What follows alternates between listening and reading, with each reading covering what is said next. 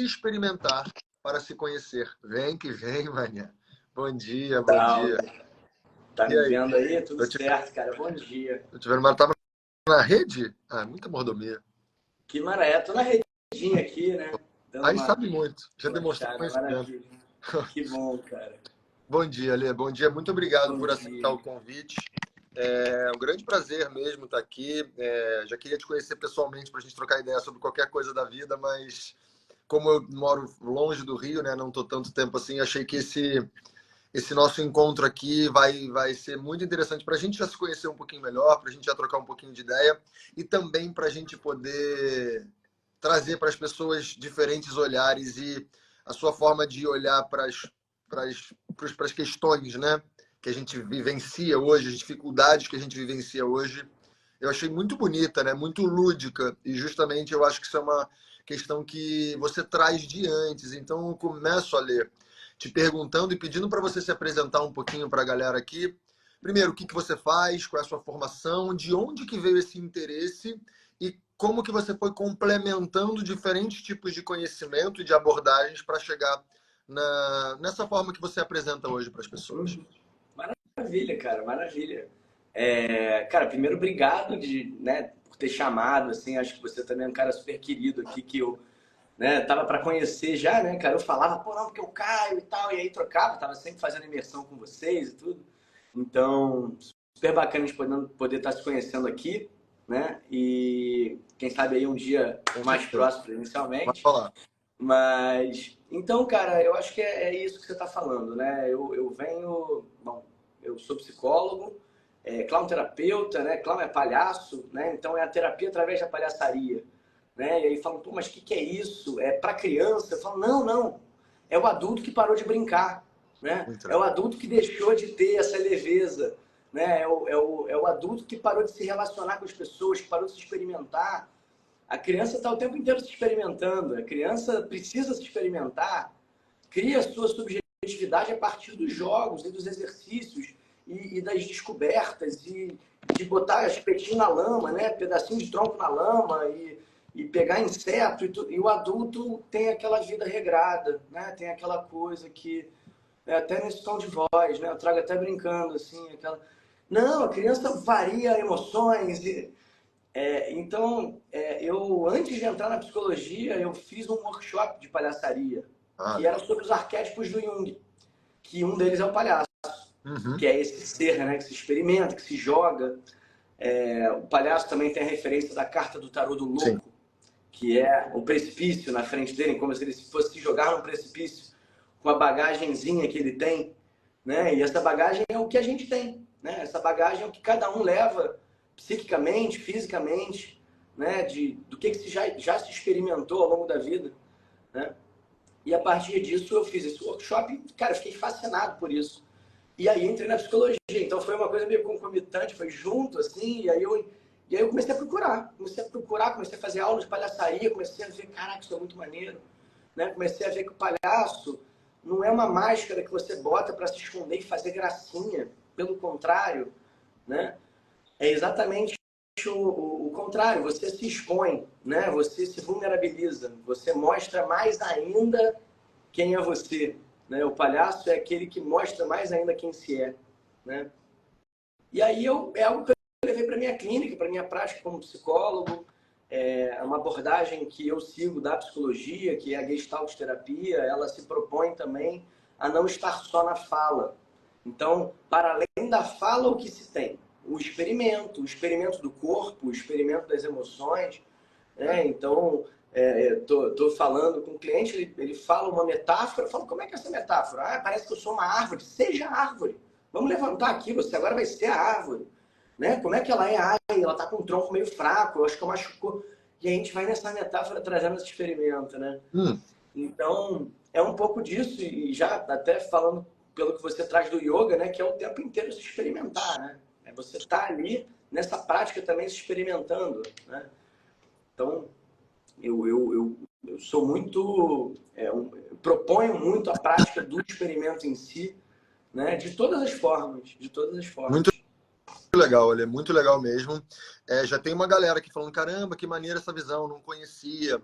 E aí eu aproveito para te perguntar, existe mesmo esse conceito? Você tem, por exemplo, outras referências de clown-terapeutas e de abordagens que envolvem essa coisa? Primeiro, explica um pouquinho da Gestalt, né? Porque eu acredito que tem muitas pessoas que não conhecem esse olhar da psicologia, né? E do tratamento psicológico.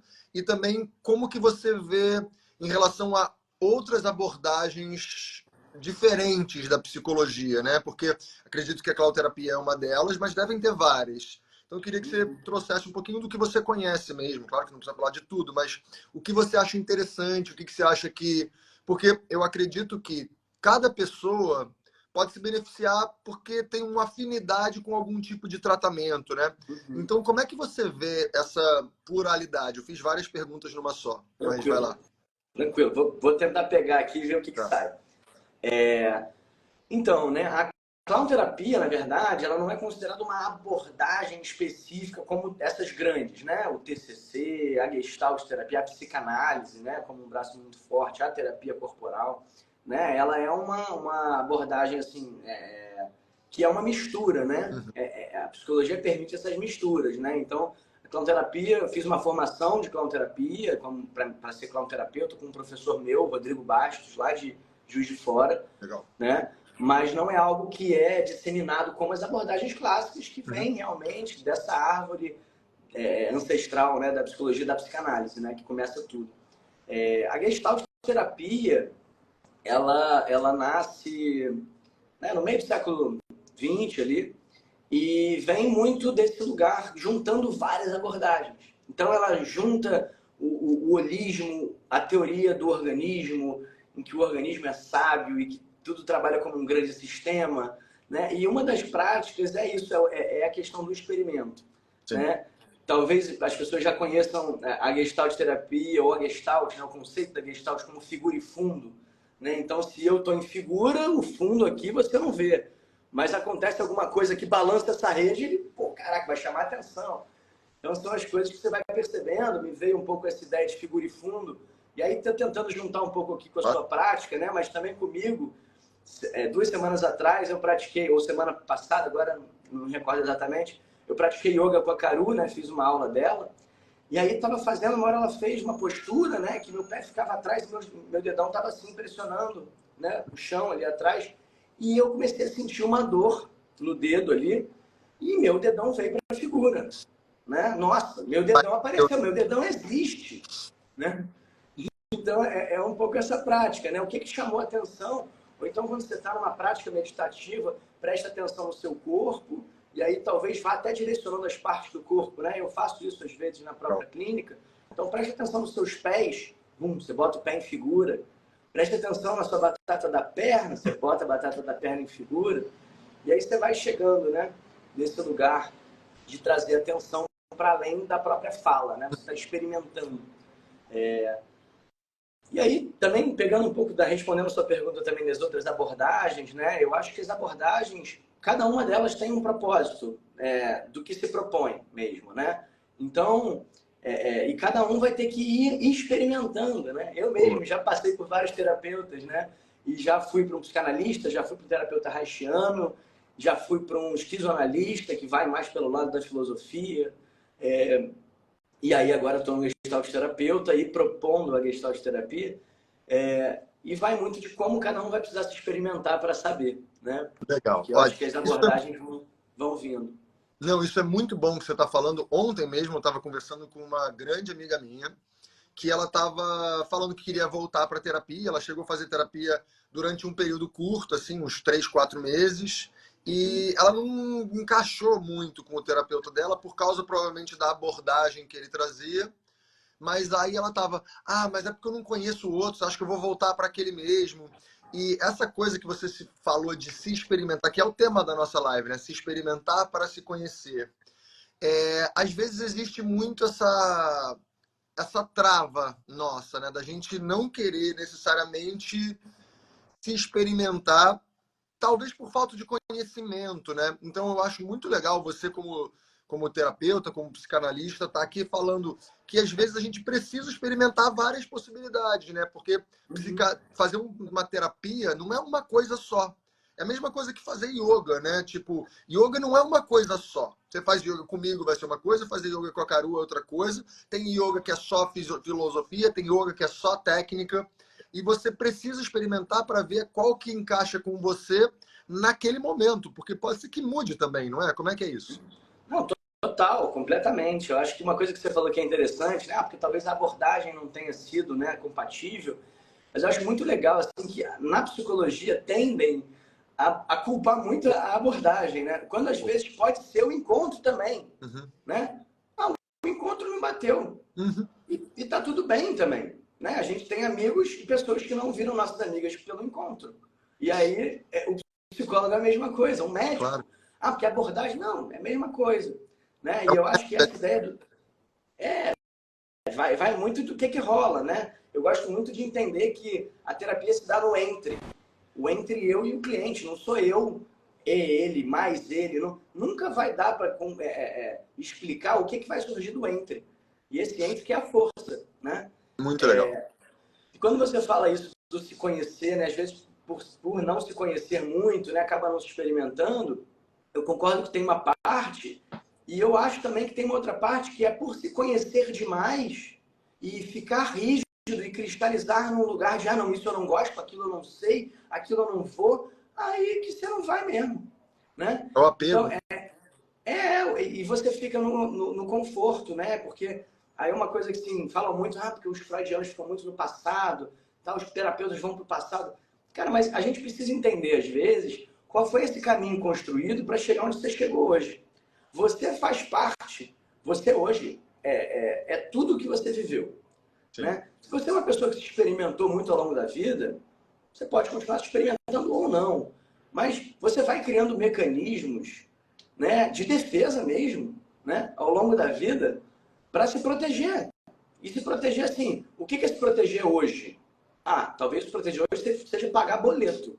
Mas se proteger com 7 anos, 6 anos, era não tomar um esporro ali, tomar uma bronca, né? Ir bem na escola. Mas como é que você vai se proteger? Fazer amigos. Como é que você faz amigos? Então, assim, a forma que você foi lidando para sobreviver nesse mundo, naturalmente foi a melhor que você pôde. A melhor que você conseguiu com o que você tem, né? Então, e aí a gente assume isso, só que é preciso atualizar, né? E para atualizar isso, você precisa se experimentar atualmente e entender o que faz sentido hoje. Será que ainda faz sentido hoje aquela estratégia que você arrumou com 7 anos, com 12 anos, né? Então é esse se experimentar, né? Para se conhecer, inclusive na prática, né? Na prática clínica, fazendo terapia, ou fazendo um workshop, ou, né? Ou fazendo yoga. Eu quero me conhecer, vou fazer uma aula aqui e amanhã eu vou tentar de novo. E como é que é essa prática? Se você cria um hábito, como é que é aprender, né? Então, ver a sutileza da diferença. Não, muito legal isso, porque o yoga, eu faço um estudo do yoga, né, que é de um texto clássico do yoga chamado Yoga Sutra de Patanjali, né? E ele é um estudo sobre a mente, sobre o funcionamento da mente, sobre como funciona essas coisas. Inclusive, eu dou esse curso para muitos psicólogos, assim, e eu já recebi uns feedbacks muito interessantes que eles falam, pô, se o Freud é o pai da psicologia, Patanjali é o avô, porque tem muito conceito ali. Eu já recebi uns feedbacks de psicólogos falando, cara, tinha que ter esse curso dentro de um curso de psicologia, porque é muito legal. E aí, lá no quarto capítulo, né, um livro de 4 capítulos, ele é curto, mas é de um conteúdo gigante, né? No quarto capítulo, ele fala justamente de quando você quer utilizar alguma outra coisa como alavanca, que é tipo o terapeuta, o professor, né? Quando alguém está te empurrando, te ajudando no processo. Legal. E a primeira coisa que, quer dizer, ele fala que eu vou aprofundar um pouquinho nisso mais, mas ele fala, essa alavanca tem que ter uma habilidade de um agricultor. E eu vou falar sobre isso. Mas ele fala no sutra seguinte, né, no sutra 4, no verso 4, ele fala que para acontecer essa alavancagem tem que ter uma afinidade entre um e outro, que é exatamente o que você estava falando. Não é sobre necessariamente, nesse caso que eu estou falando do yoga, não é que o yoga não faz sentido, mas você tem que ter um match ali, um vínculo, uma troca grande com a pessoa que está te empurrando, né? O meu professor, ele sempre fala isso, é exatamente o exemplo que você deu, né? Do médico. Às vezes você vai num médico ótimo, mas você não se conecta com ele. Ele pode passar um mega remédio que não vai funcionar. E às vezes um médico que você tem muita afinidade, ele pode passar um placebo que às vezes funciona. Porque é aquele empurrão que você estava precisando. E como você mesmo falou, né? Existem muitos entendimentos sobre essa relação mente-corpo que mostram que o corpo tem a sua inteligência e a sua capacidade de cura. Então, às vezes, é só você sair da frente que o corpo se melhora. Então, o fato de você acreditar, de você estar indo, já é um grande estímulo, já é uma grande alavancagem, né? Mas eu queria só trazer essa coisa que eu falei sobre o agricultor, que eu acho muito legal, que é quando você está querendo interferir na vida de alguém, né? E eu passo muito esse sutra com o olhar do professor, né? Para quando você está querendo ser professor, o cuidado que você tem que ter. E a ideia é o seguinte, né? Ele fala que essa alavanca tem que ser como um kshetrika. Kshetrika significa em sânscrito agricultor, aquele que está com a mão na terra. Não é o cara que tem o conhecimento sobre a agricultura, é o cara que está com a mão na terra mesmo, né? E, por exemplo, quando o agricultor ele quer plantar uma semente, primeira coisa, ele pensa, será que está na época de eu plantar essa semente? Porque não adianta eu plantar uma semente de inverno no verão. Não adianta eu plantar uma semente de verão no inverno. Eu tenho que perguntar, será que está na época? Porque senão eu vou plantar uma semente e vou jogar ela fora, porque ela não vai germinar. Eu vou estar perdendo uma oportunidade. Segunda coisa, vamos dizer que está na época. Está na época. Estou com uma semente de verão e está no verão. Eu não posso jogar essa semente em qualquer solo. Eu tenho que preparar o solo.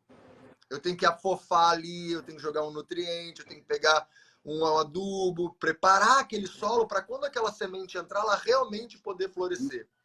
E quando eu planto a semente, eu tenho que pensar, essa semente é de regar muito ou de regar pouco?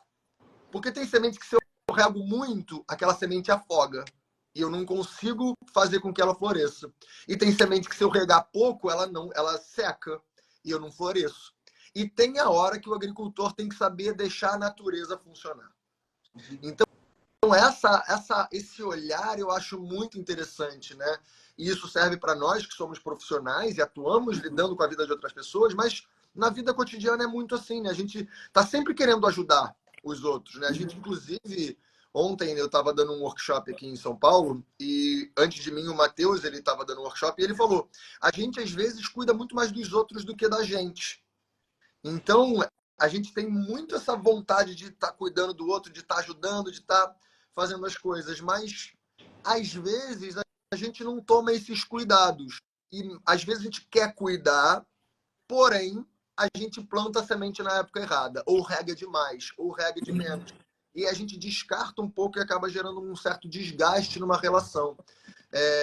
Como é que você vê essa coisa? Porque eu imagino que tenham muitas pessoas que chegam para você para fazer terapia, e que existe um período ali que você tem que entender antes, né? O terapeuta não começa já atuando. Primeiro você tem que entender o paciente, né? Como é que é isso na sua prática clínica? Cara, essa metáfora que você trouxe é incrível, assim. Acho que é perfeita, assim, em vários lugares. Você foi falando, eu fui ficando até arrepiado em alguns momentos, porque eu falava, caraca, é muito isso, né? Assim, a gente como terapeuta precisa ter uma sensibilidade, muitas vezes, de saber a hora de plantar a sementinha, no sentido até do, será que essa intervenção é para fazer? Será que ele está pronto para isso?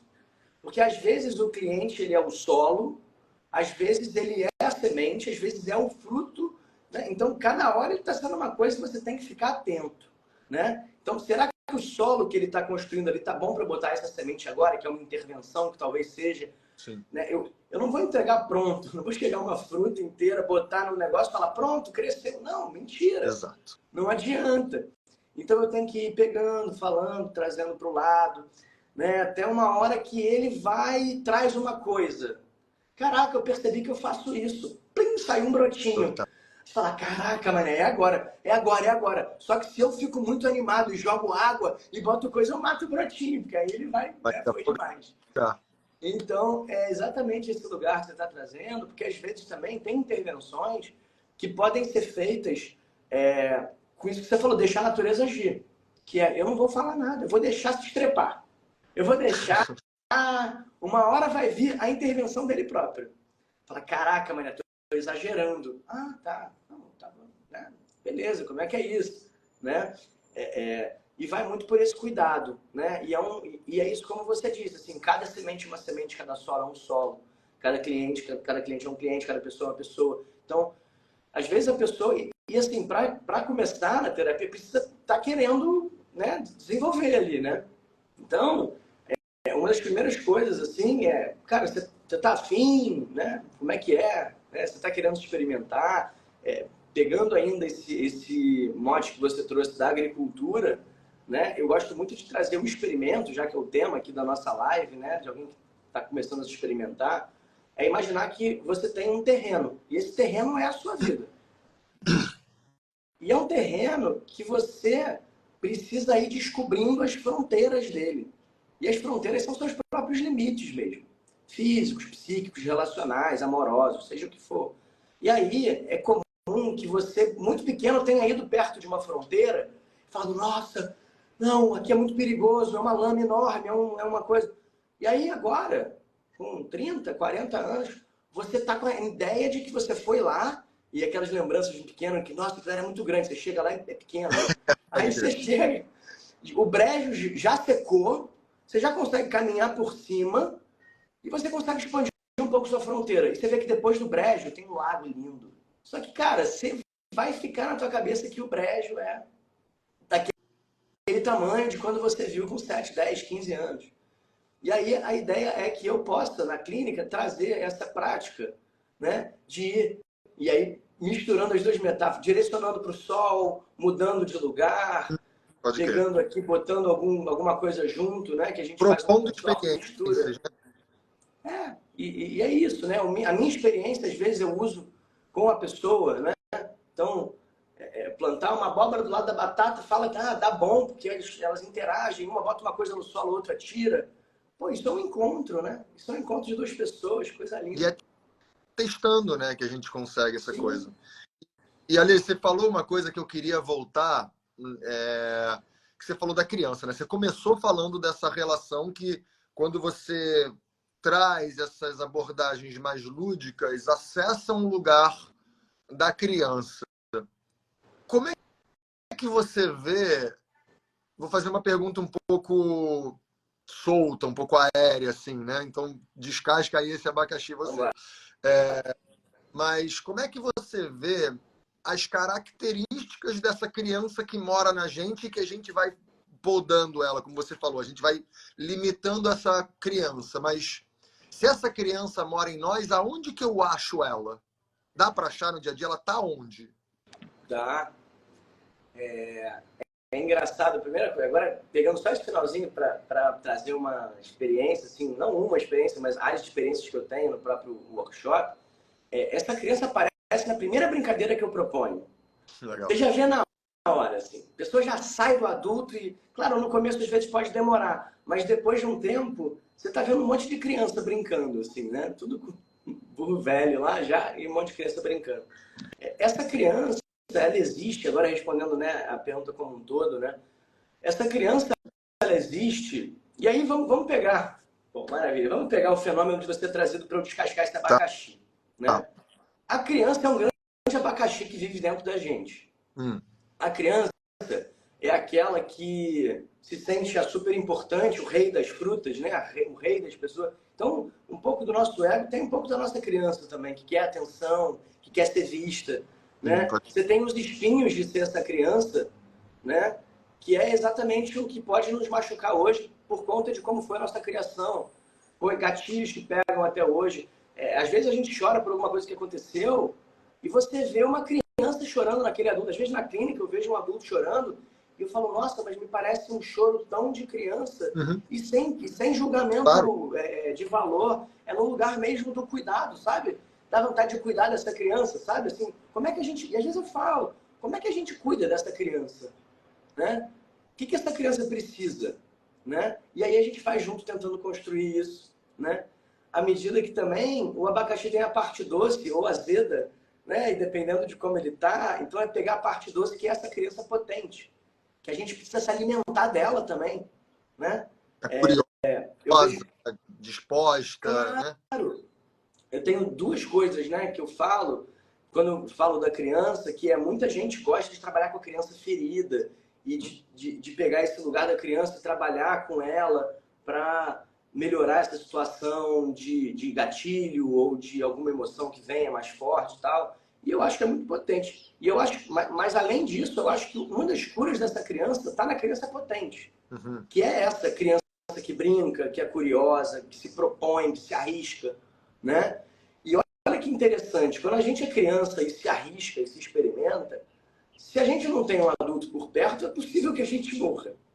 A gente vai querer se jogar, a gente vai querer pular, pegar um bastão de ferro e sair batendo, né? A gente vai querer... Então, o adulto, os limites são para que a gente continue vivo.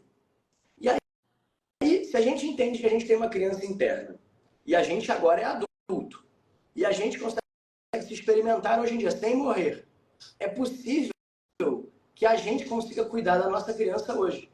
E esse é o grande cuidado, né? A gente vai, com a nossa sabedoria de adulto, permitir que a criança se experimente sem que ela se machuque muito. Até no emocional, né? A gente percebe muito isso, né? As pessoas às vezes se afastam de uma relação porque estão com medo de se machucar lá na frente. Isso. Sim. Eu ia te Mas a ideia perguntar exatamente por esse caminho, porque, vamos lá, vamos para questões um pouco mais sérias e delicadas, assim. E quando essa criança, mesmo no adulto, tem um trauma, e aí ela não consegue se experimentar, como é que é esse trabalho um pouquinho? Tanto na prática clínica, ou, por exemplo, uma pessoa que não faz acompanhamento com um profissional. Tem como ela ir cuidando disso de alguma forma? Vai falando, só vou fechar a porta aqui. Porque... Claro.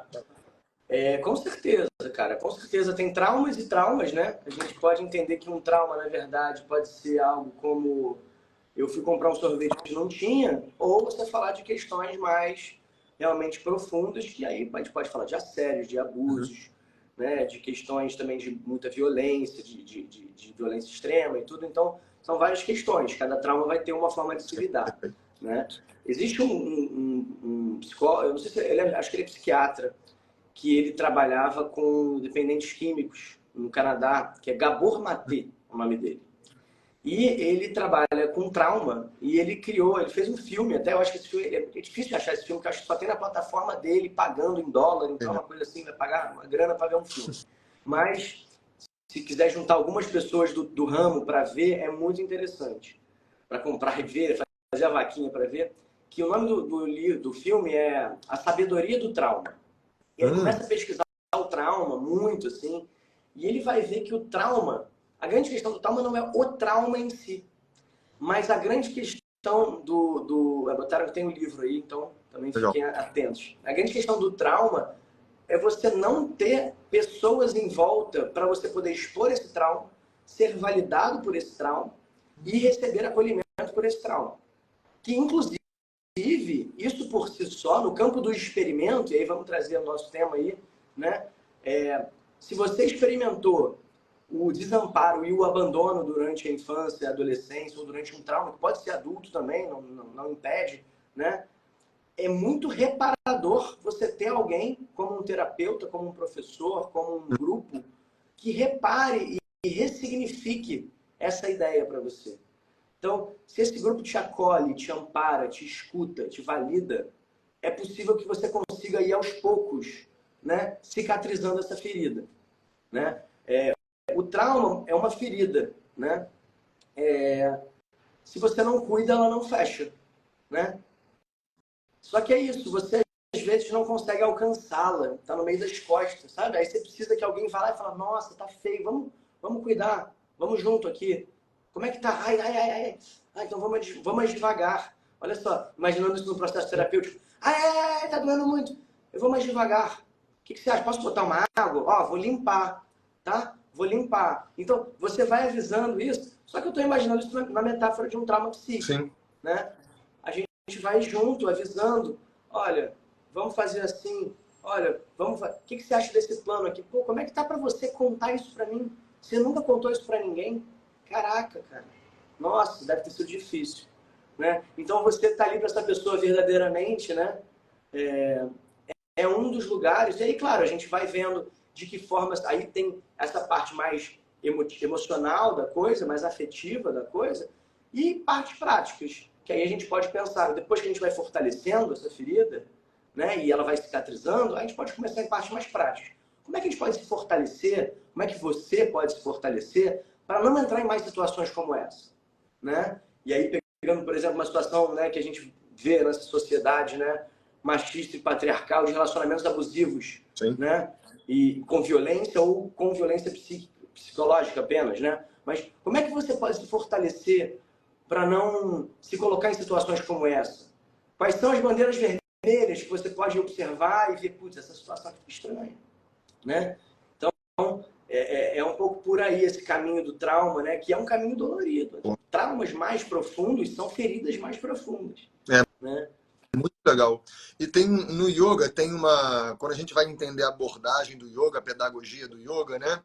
Que alguns textos propõem e mostram, né? Como é que a gente justamente cuida. Porque o yoga tem essa ideia de cuidar, né? De trazer a nossa mente para um lugar de mais serenidade, de mais pacificação, né? E aí, a proposta, normalmente, que é trazida é Shamana, Shodhana, Brahmana. Eu vou explicar o que é esses nomes esquisitos. Shamana, primeira coisa que a gente deveria fazer quando existe essa, utilizando a sua abordagem, tem uma ferida nas costas, né? A primeira coisa, se a pessoa está muito, ai, tô com muita dor, como é que eu pacifico essa dor? Eu não preciso querer curar ainda, porque eu não vou curar ainda. Primeiro eu tenho que tirar o sofrimento que está inebriando, que está deixando aquela pessoa sem conseguir olhar para a realidade, né? Então, primeiro, como é que pacifica a coisa? No yoga a gente primeiro pacifica. Porque eu sinto que muitas vezes, e aí trazendo um pouco para questões mais psicológicas, né? Psíquicas, a gente quer cuidar dos problemas quando eles estão gigantes, quando eles estão dominantes, quando eles estão presentes. E quando eles não estão presentes, a gente meio que esquece deles e vai viver a vida como se nada tivesse acontecido, né? Então, no yoga a proposta é, primeiro, quando a questão, a dor, o trauma, o sofrimento, ele está presente, ele está vigente, primeiro vamos pacificar ele, para que eu consiga olhar para a realidade de uma maneira mais clara. É aquela coisa que você falou. Às vezes eu estou com muita dor numa ferida nas minhas costas e alguém encosta em mim e fala, não, tira a mão, porque está doendo. E aí a pessoa não está com uma clareza de perceber, cara, eu preciso botar a mão para poder fechar o machucado, né? Mas para isso eu preciso, calma, me dá um abraço. Deixa eu te acolher um pouco. Posso, que nem você falou, posso botar uma água, posso lavar, né? Que aí você está pacificando aquela coisa. E aí depois, beleza, agora que tá mais tranquila, tá mais calma, tô mais calma. Então, eu vou precisar pegar essa ferida e fechar. Vai doer. Posso ir junto? Ela tá com a mente mais clara, fala, beleza, vamos lá, eu vou me segurar aqui e você fecha. Porque agora eu tô com uma mente mais clara, uma clareza sobre a realidade, né? E eu consigo segurar, beleza, vai lá, Lê, eu tô segurando aqui, qualquer coisa eu vou apertar aqui essa mesa muito, mas eu vou sustentar porque eu entendo que é necessário para mim, né? E aí depois a gente cura, fecha essa ferida, começa a formar casquinha, e só depois que eu curo que eu deveria fazer Brahmana, que é o estímulo. Então agora vamos melhorar, vamos fortalecer. Então exatamente o caminho que você propôs é o caminho que a gente propõe no yoga, né? Mas o que eu vejo muito acontecer hoje, e aí falando do yoga, e eu queria que você trouxesse um pouquinho a sua visão, né? Eu vejo isso acontecer muito, que antes de pacificar e de cuidar e de curar, as pessoas já querem estimular demais. Então a pessoa já vai para uma prática de yoga querendo fazer posturas e respiratórios e querendo meditar e querendo se iluminar, sendo que ela ainda está sofrendo lá dentro. E ela não vai conseguir se iluminar, que eu acho assim, um termo que eu nem gosto muito, mas a pessoa não vai conseguir ir para um lugar de uma conexão grande, de uma clareza maior, se no fundo ela está sofrendo. Então ela está ali mega querendo acordar todo dia e meditar 20 minutos, sendo que no fundo ela está sofrendo. Ela deveria cuidar do sofrimento, curar o sofrimento, para depois ir para esse lugar de estímulo. Você vê um pouco essa ansiedade ou essa busca muito rápida pelos resultados na sua prática também? Como é que é isso nessa nossa sociedade que é muito, muito acelerada, né? Cara, eu acho que tem algumas coisas que você falou que são bacanas, assim, mas uma delas que eu não posso deixar de falar atualmente, que é a medicalização, Uhum. né? Então, é como se, eu tô com uma questão, eu vou tomar um remédio e vou melhorar. Eu vou tomar um Rivotril, vou tomar uma Ritalina, vou me concentrar. Eu vou tomar tem um remédio tem um nome que é incrível, que é Concerta, né? Então assim, eu vou tomar ele e pronto, acabou. Eu não preciso fazer terapia. Eu vou tomar, se eu preciso dormir, eu vou tomar um remedinho e vou dormir. Se eu preciso me concentrar, eu vou tomar um remedinho e vou me concentrar. Só que aí é muito interessante, aí Freud estava muito certo nesse sentido, né? O Freud ele coloca como sintoma e ele faz uma analogia, uma metáfora ao sintoma. Você está na sua cabeça fazendo uma palestra, tem duas pessoas na plateia que estão gritando, fazendo barulho, estão te atrapalhando. O que você faz? Chama o segurança e manda embora. Galera, expulsa esses caras, né? E aí expulsa os caras, o que os caras fazem? Vão ficar batendo na porta o tempo inteiro. E esse bater na porta é muitas vezes o sintoma da pessoa. É uma coisa que ela não dá atenção, que ela não olha, ela só expulsou. Em vez de acolher, fala, pô, cara, o que está acontecendo? Vocês estão querendo falar na palestra? Não, ele só quer. Não, então, até a hora que eles vão pacificar e vamos ficar tranquilo. Né? Então, pô, vamos dar certo para todo mundo. Né? Então, existe sim, atualmente, essa prática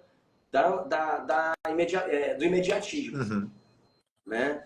E a própria prática clínica, e eu imagino que assim como o yoga também, é um exercício de entender que não existe imediatismo. Sim, total. Né? E aí, às vezes, o cliente fala, não, eu vou fazer 3 meses. Eu falei, não, você não vai fazer. Se for para fazer 3 meses, eu prefiro que você nem entre. Uhum. Né? Porque primeiro que eu não vou conseguir fazer o meu trabalho, e segundo que você não vai trazer. Aí vai falar, o trabalho do Alexandre é ruim. Eu falei, cara, tu ficou 3 meses, né, cara? Não vai dar para fazer nada. Né? O trauma, você tá gerando trauma há 30 anos, aí tu quer resolver em 3 meses, pô. 3 meses, né? 3 meses em 30. Mas assim, então eu acho que tem essa ideia da gente poder trabalhar regularmente. Porque às vezes é o seguinte, aí talvez você deva até poder falar como é no yoga, que é assim, cara, a gente está tratando de uma coisa. E assim, tem uma metáfora que eu gosto, sou das metáforas, infelizmente aqui quem não gostar de metáfora, me desculpe. Mas onda grande a gente mergulha. Né? Então, assim, onda grande mesmo, daquela que você tem de trauma, a gente vai ter que entrar fundo, cara, e ver o que está acontecendo, e vai mergulhar, porque é entrar na emoção, e é isso que dói. Uhum. Entrar na emoção dói, né? E aí até querer saber, porque assim, né? Geralmente a gente está num assunto, né? Aí vai uma semana num assunto, outra semana num assunto, aí chega uma hora que o cliente fala, olha, cara, eu não quero mais falar daquilo, cara, tá difícil.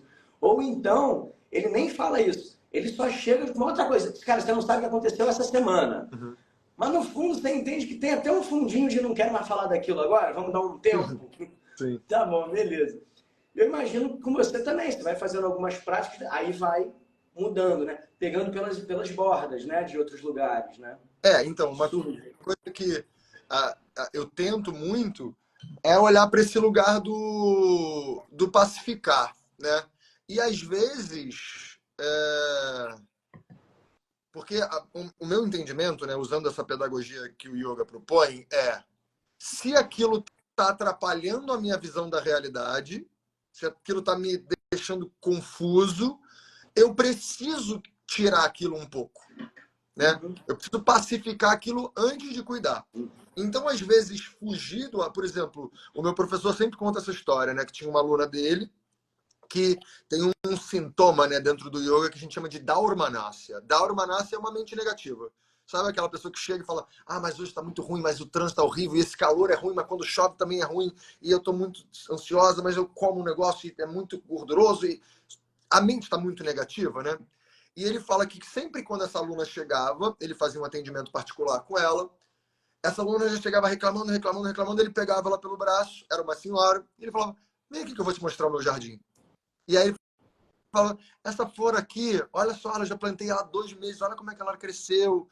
E ele ia pacificando um pouquinho aquele sintoma que estava muito presente, para que ela conseguisse tirar um pouco aquilo que era um véu que estava atrapalhando a visão dela para a realidade. E aí, quando aquele véu está fora, aí ele pode voltar de novo, né? Ou seja, ele preparou o solo, né? Aí ele pode voltar de novo naquele lugar com uma outra visão, com um olhar mais claro para a realidade. Às vezes ela, por não estar com aquilo atrapalhando a visão, ela consegue ver com mais clareza. E aí eu queria aproveitar um gancho que você deu, que eu acho muito importante, porque é uma reflexão que eu faço, inclusive. Eu não tenho uma resposta certa, eu tenho uma opinião, que é justamente em relação à medicação. Que hoje em dia existe muito esse imediatismo, a pessoa quer o resultado, mas eu também vejo dentro desse lugar do yoga, da galera natural e que quer fazer coisas naturais, às vezes uma rejeição muito grande, tipo assim, um remédio eu não tomo. E eu identifico que, às vezes, dependendo do processo terapêutico, o remédio é uma forma de pacificar. O que não pode é você virar dependente do remédio, que aí você não cuida da causa, né? Mas o remédio, como é que você olha essa questão do remédio? Que eu acho importantaço a gente falar aqui. Sim, com certeza, cara. Eu acho que é isso que você falou, assim, né? Tem os dois lugares, os dois extremos, né? O que rejeita e o que adora, que é o tempo inteiro.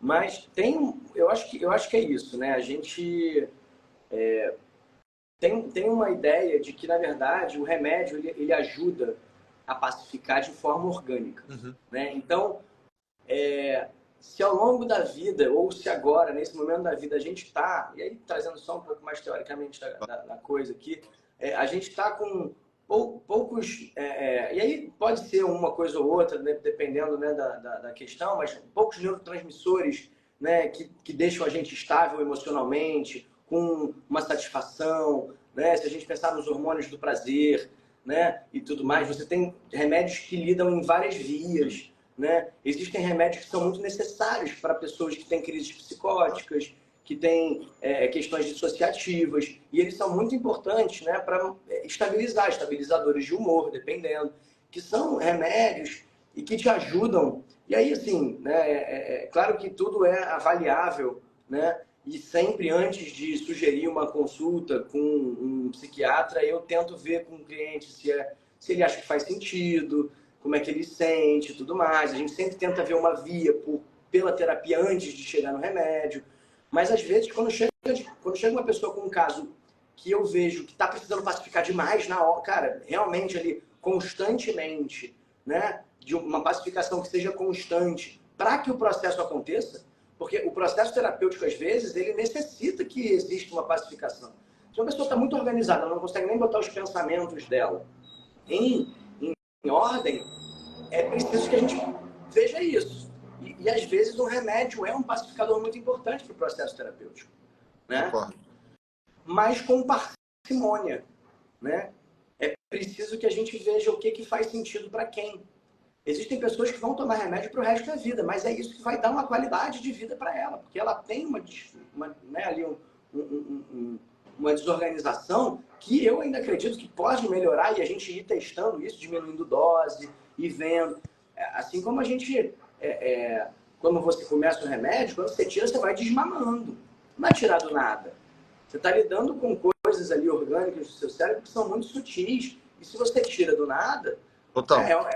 assim como qualquer coisa. A gente fala uma droga, mas a gente é viciado até em sentimento. Exato. Tem gente que é viciado na tristeza, na raiva, na alegria.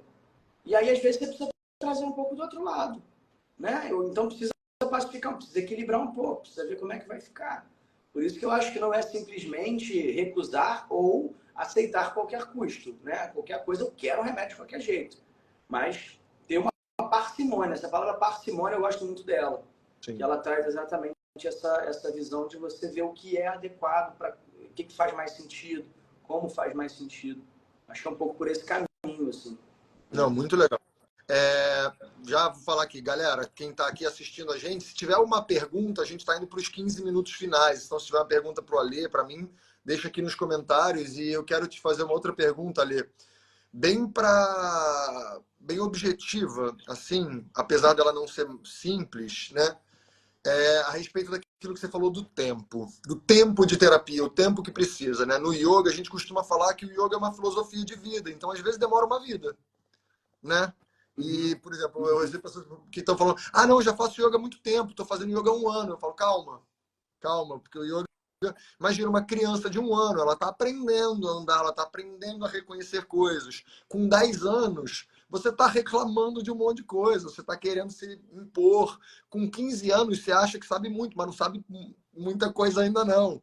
Com uns 30, com uns 60, você está começando a saber. Né? E no yoga é um caminho por aí, é um caminho muito longo e que às vezes a gente tem dificuldade de aceitar, né?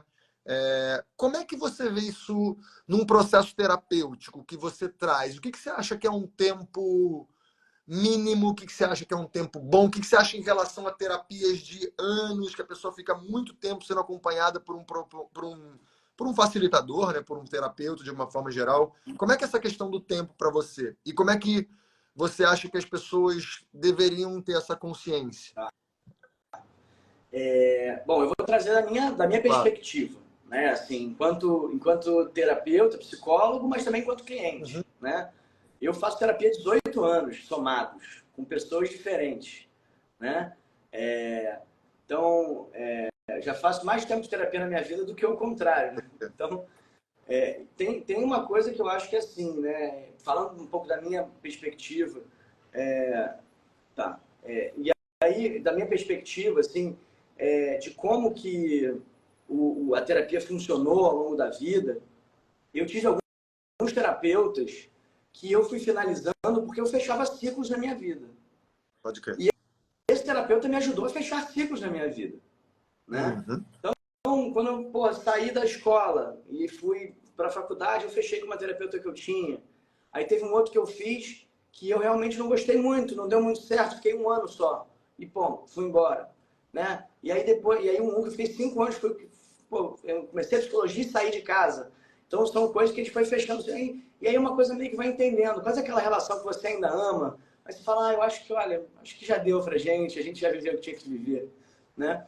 Mas em relação ao tempo, para quem talvez nunca tenha experimentado, e como terapeuta, eu não dou alta, né? Eu não dou alta porque eu falo, quem sou eu? Né? Pode crer. Quem sou eu para dizer se essa pessoa está melhor ou não? Né? Existem abordagens que falam, são 10 sessões, depois dessas 10 sessões, beleza, você vai embora. Ou o cara fala, acho que você está bem, você já lidou com a questão que você trouxe. Eu falo que eu não dou alta. Né? Inclusive, eu acho que é terapêutico fazer parte do processo o cliente perceber como ele está. Né? Então, ele percebe, nossa, mas às vezes o cliente, mas como é que você acha que eu estou? Como é que você acha que você está? Né? Então, assim, eu não tenho capacidade para falar com essa pessoa e dar alta ou não dar alta para ela. O tempo, ele existe de várias formas, né? Você tem o Cronos, que é o tempo que bate do relógio, você tem outros tipos de tempo, que é o tempo afetivo, que é aquela coisa que parece que passou 1 minuto, passaram 2 horas, né? E você tem o tempo que é o tempo que você vai passando ali da sua vida, o tempo todo, né? O Bergson, que é um grande filósofo que estudou o riso e estudou o tempo também, ele fala que o tempo não passa, o tempo acumula. Então, a grande ideia é que você está acumulando esse tempo de terapia, esse tempo de yoga, e você vai se colocando nessas experimentações e vendo o que está mudando. Putz, está interessante. Será que dá para mudar mais aqui? Será que dá para... Putz, por onde eu vou indo? Por isso que eu acho que a questão do tempo na terapia vai muito de pessoa para pessoa, mesmo. Assim, de quanto essa pessoa está interessada e comprometida. Porque a gente passa 50 minutos junto, e aí isso deve acontecer com você também na sua prática, né? A gente passa 50 minutos junto, aí a pessoa fala, não, mas a terapia não está funcionando. Eu falei, olha, mas a terapia é 50 minutos. O que você faz no resto? Caraca, eu não vou nem contar quantos minutos tem na semana, porque é absurdo comparar, né? Então, são 50 minutos. E tem o resto da semana para você refletir, pensar seus comportamentos, sentir, se permitir sentir. Então, o tempo vai muito. Tem um cliente que em 2 semanas já está entendendo o que é isso, já chega com várias coisas, já vai trazendo várias coisas, e tem aquele que fica naquela mesma coisa e e faz parte, é o sintoma de cada um. Né? E a gente precisa respeitar. Claro. São sintomas sutis, você não vai conseguir ver a ferida. Né? Você vai ter que ir sentindo. Né? Porque às vezes eu vejo, né, tem pessoas que eu já tive a oportunidade de conversar, que elas falam, ah, não, eu fiz terapia por 3 meses, mas eu senti que não é para mim. É que nem a galera que fala assim, ah, eu fiz meditação, mas eu vi que meus pensamentos não param, eu acho que meditação não é para mim. E aí me chama essa atenção, esse lance do tempo, né? Como o tempo, às vezes, ele leva tempo, né? O tempo tem seu tempo, né? Então, é muito interessante para todo mundo que está aqui refletir a respeito de processos terapêuticos, refletir que, por exemplo, eu tenho 36, vou fazer 37 anos esse ano. Eu estou 36 anos fazendo esse troço, moldando essa pessoa que eu sou. É injusto comigo, com o meu processo e com o meu corpo, com a minha psique, eu querer que em 3 meses o troço se resolva. Eu estou há 36 fazendo de um jeito, né? Às vezes a gente precisa honrar a potência de Kala, né? Kala é o deus do tempo. É aquele que mata, é o Deus, não é o Deus mais importante, mas é o Deus mais poderoso. Porque ele é o que resolve tudo, né? Então, mas ele precisa ter tempo, né? Ele não é o Deus que vai numa machadada mudar tudo. Esse é Shiva, né? Mas Kala é o Deus que até Shiva vai se render para ele um dia. Mas vai levar o tempo disso, né? Então é muito interessante isso. Bom, tem uma pergunta aqui, Ale, que vai ser um outro abacaxi aí para você. Tem um adolescente de 16 anos que o pai é e foi ausente na vida dele. Agora ele está verbalizando. Em algumas falas dele, ele diz que tem medo de ser igual ao pai. Tem alguma sugestão para essa mãe? Eu acho que, assim, é interessante, assim, porque casos específicos, né, é complicado a gente dar alguma sugestão, porque o terapeuta nem sugestão dá, Sim. né? Ele precisa que a pessoa chegue numa sugestão própria e veja o que é isso. Legal. Mas eu acho que tem uma coisa interessante, que é o verbalizar, né? Se ele já verbaliza, é sinal que talvez esse lugar de medo de ser igual já seja algo que ele esteja querendo trabalhar internamente, né? É algo que mobiliza alguma emoção dentro dele. Então, se uma pessoa está verbalizando, eu vou tentar pegar num geral, tá? Claro. Isso aí para também não ficar no caso específico, que eu acho que é muito delicado, né? A gente chegar em casos específicos assim, sem conhecer, sem saber o contexto, né? Então, se uma pessoa já verbaliza o medo, olha só, né? Vamos pegar isso, né? O verbalizar o medo é sinal de que ela está olhando para ele, né? E olhar o medo é a melhor coisa que a gente pode fazer, né? Para poder dar lugar, né? E se isso tem um lugar, né? A gente pode fazer alguma coisa com isso. Então, talvez um processo terapêutico para uma pessoa que esteja querendo olhar para o medo seja interessante, né? Porque lá, e aí é isso que você falou, né? Primeiro vamos pacificar. Putz, caramba. Depois a gente vai cuidar. Putz, que medo é esse? E depois, que comportamentos podem ser feitos diferentes para você não ter esse medo? Ou que comportamentos podem ser feitos diferentes para você olhar para esse medo e ver, isso não me amedronta mais, né? Então eu acho que é um pouco por esse caminho, né? E aproveitar já esse interesse pelo medo, né? Sim. Aproveitar que eu acho que é muito bom. Total. Tem umas 2 perguntas aqui para a gente ver se nesses 5 minutinhos dá. Eu acho que elas são boas. A Marina, underline Marina, ela pergunta se ela precisa entender sobre as linhas de análise para escolher um terapeuta. Ou se não. Como é que você sente isso? Tá. Eu acho que num primeiro momento, não necessariamente, né? Pode ser que você queira estudar para saber, né, como é que é e ver o que te atrai mais, o que você acha que dá liga, né? Por exemplo, como eu disse, né, a minha abordagem, a Gestalt terapia, ela tem uma abordagem mais experimental, então a gente vai fazer práticas. A psicanálise é mais da escuta, né? Psicanálises mais clássicas, você vai... Então, talvez um básico, pode até ser, mas não necessariamente. Vai muito pela liga das pessoas, né? Vai muito pelo isso que a gente estava falando, né? Acho que para um primeiro experimento, achar uma pessoa que dá liga é mais importante do que qualquer abordagem. Pode crer. Né? Assim, se a gente for pensar... até nessa brincadeira da abordagem, a abordagem pessoal da pessoa é mais importante do que a abordagem da psicologia. Né? Eu acho que é um pouco por aí, assim, que eu recomendo nesse sentido. Né? Então, procurar alguém que você se identifica é mais interessante do que você saber qual é a linha que a pessoa segue, provavelmente. Num primeiro momento, com certeza. Se você não sei nada, porque aí, imagina só, você vai fazer um tratamento, você vai estudar sobre o que a pessoa estuda, Pô, não, deixa esse trabalho com a pessoa. Você vai ter 2 trabalhos. Total. Você precisa de acolhimento, você precisa verbalizar, você precisa... Então, pegue alguém que faça isso, que acolha, que te escute, né? Que te dê... Então, é mais a abordagem da pessoa, né? Claro. Do que da psicologia. Perfeito. E a Regina Tonion, ela perguntou aqui, Ale, a terapia pode gerar alguma dependência? A pessoa tem que chegar uma hora e andar sozinha? Cara, essa pergunta é muito boa. Muito boa, assim, porque pode. Pode, em muitos casos, e o terapeuta precisa estar muito atento também, né? Inclusive, quando ele perceber se está gerando algum lugar, pontuar, né? Porque eu estava falando até há pouco tempo, tudo causa dependência. Dependência é você depender daquilo. E aí, às vezes acontece, não tive nenhum caso específico ainda, mas a minha mãe é psicóloga também, eu já percebi, já vi casos assim, em que, e outros colegas que comentam, que é o cliente que, para além da sessão, tá ligando, não porque aconteceu isso, não porque aconteceu aquilo, não porque eu fiquei preso fora de casa, e agora... Tudo bem, se for uma questão de emergência, de apagar fogo, eu tô com uma ansiedade, mas aí, por exemplo, caramba, mas essa pessoa só tem o terapeuta como rede de suporte? Recurso, né? Então um dos trabalhos do terapeuta vai ser ajudar essa pessoa a criar uma rede de suporte. Sim. Né? Então, o trabalho do terapeuta está envolvendo todas essas camadas. Então se essa pessoa não tem ninguém, ela vai ter que, né, o terapeuta vai ajudar ela a criar uma rede de suporte.